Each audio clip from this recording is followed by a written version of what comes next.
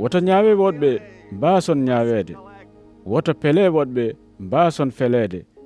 njaafoɗe woɗɓe njaafe ɗon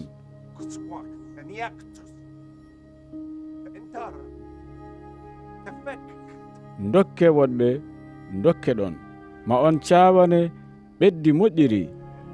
ndimbinaandi tiɗɗa haa watti rufde ngati ɓetante ɗon koɗo ɓetanton woɗɓe ɗo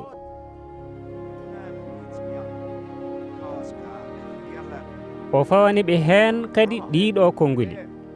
bele gumɗo ina waawi ɗowde gumɗo hono mum bele nden ɓe janata e dooru maaru kamɓe ɗiɗo fof almuudo ɓuraani ceerno mum kala almuudo timmuɗo wayata kono ceerno mum ni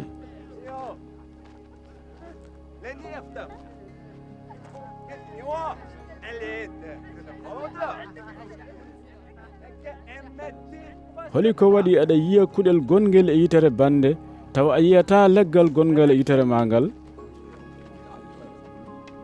an mo yiyata leggal gongal e yitere mum o holino mbirata bande yo ɗal gittana ɗum kuɗel gongel e yitere mum naafigi ittu ko adi fof leggal gongal e yitere ma ngal beele jiiɗe ma ina laaɓa daña no gittirɗa kuɗel gongel e yitere bande ngel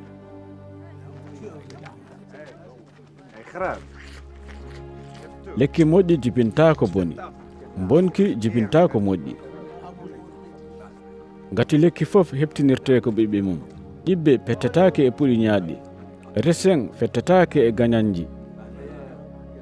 moƴƴo ittata moƴƴere mum koye ɓernde mum bonɗo ittata bonande mum koye ɓernde mum ngati hunuko haalata koko heewi ɓernde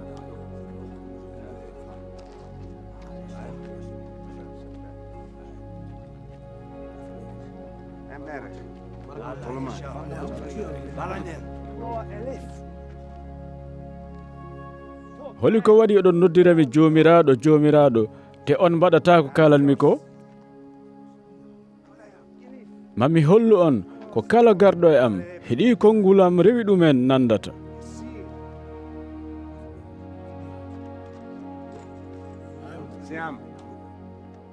o nandata koye mahowo huɓeere gasɗo haa heɓi hayre aafi heen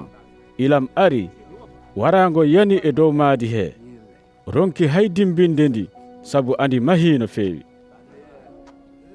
kono nanɗo konnguli am te rewani ɗumen nandata koye maɗo huɓeere e dow jaarendi mo asani ngorondi warango yani e maadi he ndi burñiti e leydi ɗon e ɗon ndi boni kayri fof